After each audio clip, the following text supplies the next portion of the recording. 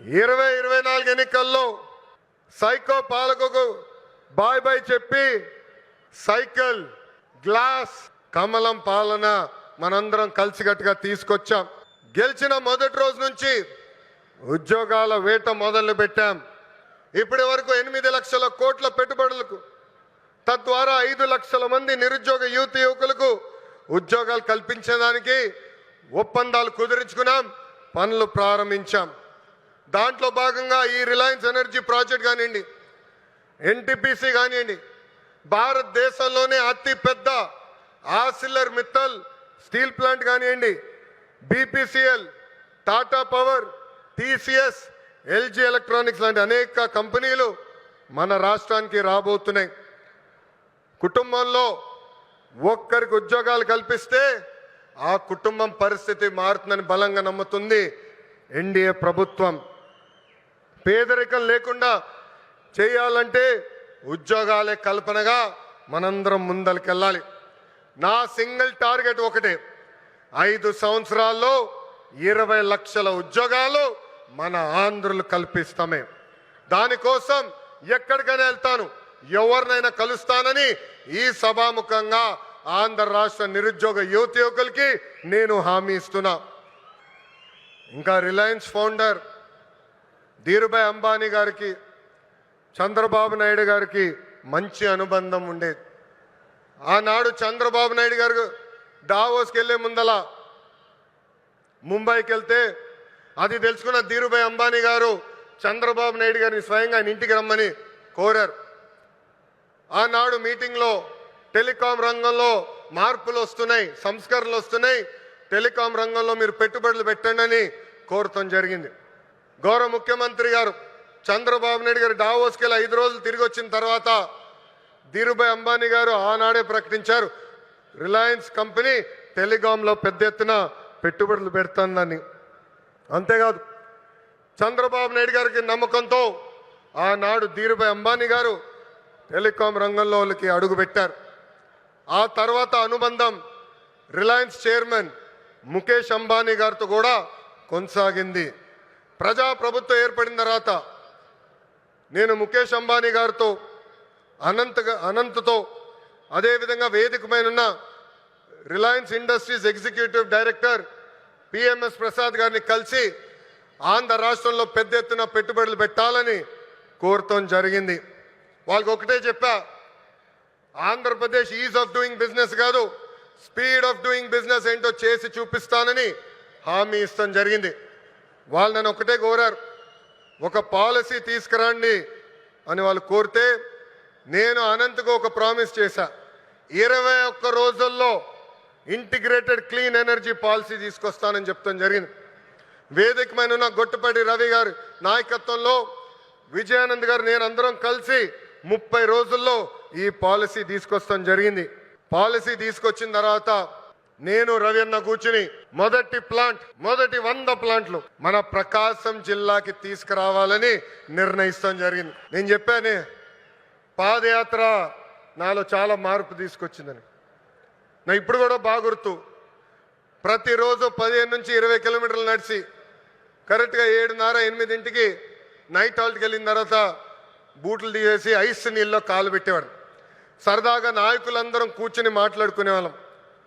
దాంట్లో ఉగ్ర నరసింహారెడ్డి గారు కూడా ఉండేవారు. గంటల తరబడి మాట్లాడుకునే వాళ్ళం. మన ప్రాంతానికి ఏం మార్పు తీసుకురావాలని దానిపైన మేము చర్చించేవాళ్ళం. అప్పుడు ఆనాడే ఉగ్ర నరసింహారెడ్డి గారు నాకు చెప్పారు, మా ప్రాంతంలో వలసలుగా నిరుద్యోగ యువకులు, రైతులు ఇతర ప్రాంతానికి వెళ్తున్నారు, దానికి చెక్కు పెట్టాల్సిన బాధ్యత మన పైన ఉంది బాబు అని చెప్పారు. అది గుర్తుపెట్టుకుని నేను గొట్టిపాటి రవి గారు కలిసి మొదటి ప్లాంట్ మన కనిగిరి నియోజకవర్గం తీసుకురావాలని నిర్ణయిస్తాం జరిగింది. ఆంధ్రప్రదేశ్లో ఈ కంప్రెస్డ్ బయోగ్యాస్ ప్లాంట్స్ పెట్టేందుకు ఈరోజు రిలయన్స్ ఇండస్ట్రీస్ ముందుకు వచ్చింది. 65,000 కోట్ల పెట్టుబడి, దాదాపు 500 ప్లాంట్లు ఏర్పాటు చేస్తామని హామీ ఇచ్చారు. నిజంగానే ఈ సభాముఖంగా ముఖేష్ అంబానీ గారికి, అనంత్కి, పిఎంఎస్ ప్రసాద్ గారికి, మాధవ్ గారికి, హరీంద్ర కే త్రిపాఠి గారికి నా హృదయపూర్వక ధన్యవాదాలు నేను తెలుపుకుంటున్నాను. ఈ పెట్టుబడుల ద్వారా ఆంధ్ర రాష్ట్రంలోనే 2,50,000 మంది నిరుద్యోగ యువకులకి కూటమి ప్రభుత్వం ఉద్యోగాలు కల్పించబోతుంది. ప్రకాశం, అనంతపురం, కడపలో ఉన్న 5 లక్షల ఎకరాల బేడు భూమికి వినియోగంలోకి తీసుకుని రాబోతున్నాం.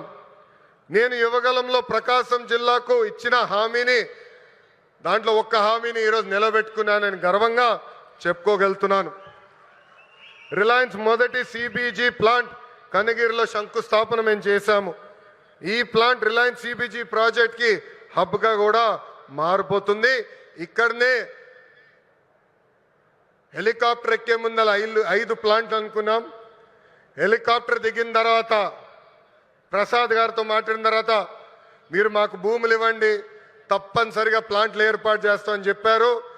ఇక్కడ ఉగ్ర నరసింహారెడ్డి గారు నా పక్కన కూర్చుని ఎట్టి పరిస్థితుల్లో 50,000 ఎకరాలు కౌలుకి రిలయన్స్ ఇండస్ట్రీకి మేము అందిస్తామని చెప్పారు. 50 ప్లాంట్లు ఒక నియోజకవర్గంలో చేస్తామని ఈ సభాముఖంగా కనిగిరి ప్రజలకి నేను తెలుపుతున్నాను. వాస్తవంగా ఈరోజు నేను మీ ముందల నుంచుని ఇట్లా మాట్లాడగలుగుతున్నానంటే దానికి కారణం ఉగ్ర నరసింహారెడ్డి గారు. ఒక ఉగ్ర నరసింహుడుగా గత 10 రోజులుగా ఇక్కడ పనిచేశారు. నన్ను కోరారు కొంచెం ఒక 10 రోజుల తర్వాత ప్లాంట్ శంకుస్థాపన పెట్టుకుందామని. నేను ఒప్పుకోలేదు. మీరు రెడీగా ఉన్నా లేకపోయినా ఏప్రిల్ 2వ తారీఖు నేను వస్తున్నా కనిగిరి నియోజకవర్గానికని ఉగ్ర నరసింహారెడ్డి గారికి నేను చెప్పా. 10 రోజుల్లోనే బాగా నల్లగా అయిపోయాడు ఆయన. తగ్గింది.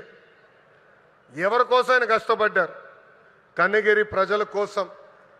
మన ఇంట్లో ఉన్న నిరుద్యోగ యువకులు పక్క రాష్ట్రాలకు వెళ్లకుండా మన ప్రాంతంలోనే మన నియోజకవర్గంలోనే ఉద్యోగాలు కల్పించే లక్ష్యంతో అహర్నిశలు పనిచేస్తున్న ఉగ్ర నరసింహారెడ్డి గారిని మనస్ఫూర్తిగా ఈ సభాముఖంగా నేను అభినందిస్తున్నా.